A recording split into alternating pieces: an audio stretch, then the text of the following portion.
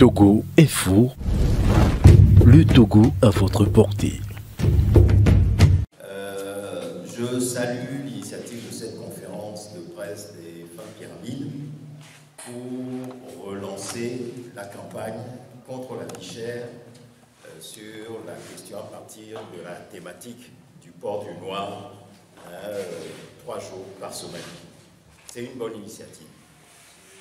Et c'est la deuxième fois qu'elle prend corps depuis que ces femmes pyramides se sont fait connaître.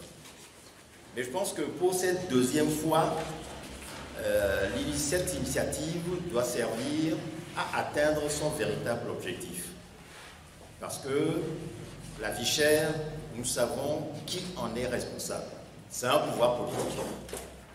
Un pouvoir politique qui s'est accaparé toutes les richesses de ce pays, qui a fait même base dessus. Les 50 000 francs de SMIC que nos femmes pyramides revendiquent sont largement à la portée de ce gouvernement.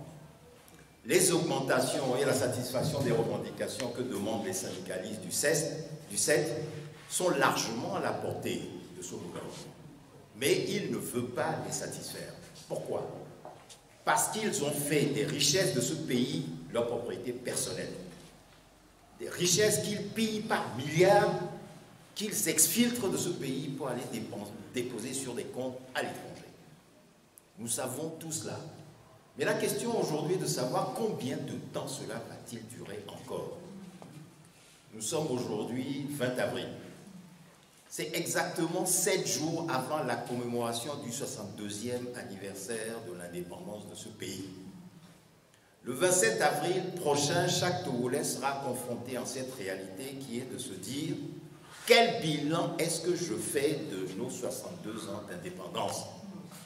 Pourquoi 62 ans après notre indépendance, nous nous retrouvons dans des situations pires que celles que nous connaissions sous le régime colonial français? Cela est une aberration et il faut que cela cesse.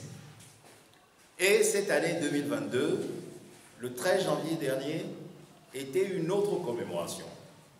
Nous étions rentrés dans le 60e anniversaire de la tragédie du 13 janvier 1963. Alors, il est temps à des occasions solennelles. Et aujourd'hui, je pense que c'en est une. Les femmes pyramides ont commencé quelque chose, mais ce quelque chose qu'elles ont commencé doit aller beaucoup plus loin. Oui, c'est vrai. En 1933, la révolte des femmes de Lomé sonnait le point de départ du combat pour l'indépendance du Togo.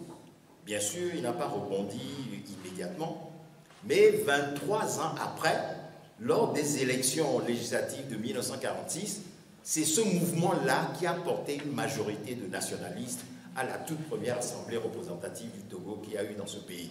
Et nous savons toutes les péripéties qu'il y a eu jusqu'à la victoire électorale du 27 avril 1958, qui a ouvert la voie à la proclamation de l'indépendance 2 années après.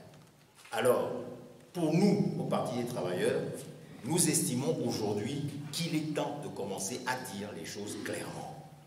Et nous disons 60 ans, ça suffit. Il est temps que ce régime-là dégage.